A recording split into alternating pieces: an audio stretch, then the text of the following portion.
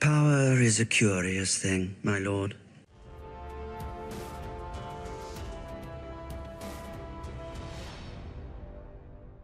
Hey guys, in order to best understand the Dance of the Dragons, we need to go back and look at the events leading up to it, because the dance is what happens during the Civil War. But war didn't break out overnight, it was brewing for years. So let's start by going back to Jaehaerys I, Jaehaerys the Conciliator, the Wise, the Old King, arguably the best king the realms ever saw. He was the grandson of Aegon the Conqueror.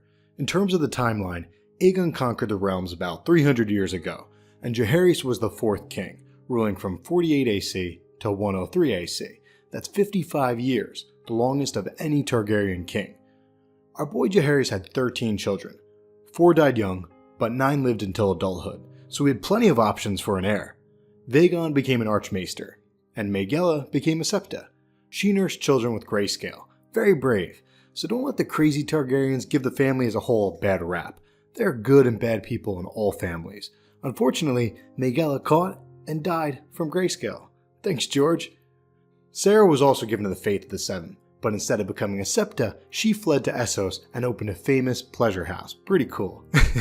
Meanwhile, Visera died after falling off her horse, drunkenly racing around King's Landing. Even cooler. Gael was seduced, impregnated, and abandoned by a traveling singer, so she drowned herself in the Blackwater Rush. And lastly, Daela married Roderick Arryn of the Vale. They had a daughter named Aemma Arryn, who eventually married Viserys, her cousin, and future king. 2 kings down the road. But in this video, we're looking at the drama around the next king, so let's look at the oldest living children. The first option was Aemon. Aemon married Jocelyn Baratheon. Unfortunately, Aemon died fighting Myrrh's pirates, but not before having a daughter, Rhaenys. Rhaenys was awesome. We'll circle back to her in the Dance of the Dragons videos, but real quick, she had a really badass fight on melees versus the legendary Vhagar, but we're getting ahead of ourselves. So Aemon's daughter Rhaenys was one option as an heir. But then we've got Aemon's younger siblings, Alyssa and Balon.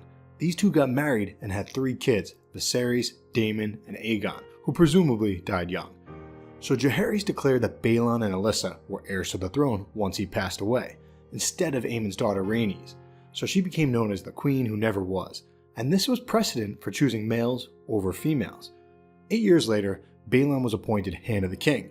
This put him in a great position to inherit the throne and coordinate a smooth transition of power. But a year later, he died while on a hunting trip. So Jaehaerys is still alive and rocking out as the greatest king ever, but the question of inheritance popped up a second time. This time though, instead of choosing the heir himself, he called forth lords from around the realms in what is known as the Great Council of 101 AC. 9 lesser claims were brushed aside, leaving 2 primary candidates, Viserys and Laenor, Rhaenys' son. Viserys was 24, bonded with Balerion the Blacktread, and Laenor Velaryon was only 7, but he had recently bonded with his own dragon, Seasmoke. Laenor's grandfather, Aemon, was older than Viserys' father, Balon, and Laenor's father, Lord Corlys Velaryon, the Sea Snake, was the wealthiest man in the 7 kingdoms, so he had supporters. But supposedly, the council overwhelmingly voted for Balon's son, Viserys, to inherit the throne over Laenor, something like 20 to 1. So according to Archmaester Gildane, the Council of 101 AC established an iron precedent on matters of succession. The Iron Throne could not pass to a woman or to a male descendant of a woman. It's worth noting that Viserys' younger brother, Daemon, who I love, supposedly was organizing a small army after hearing that Lord Corlys Velaryon might be doing the same, but at the end of the day, the Civil War did not break out this time.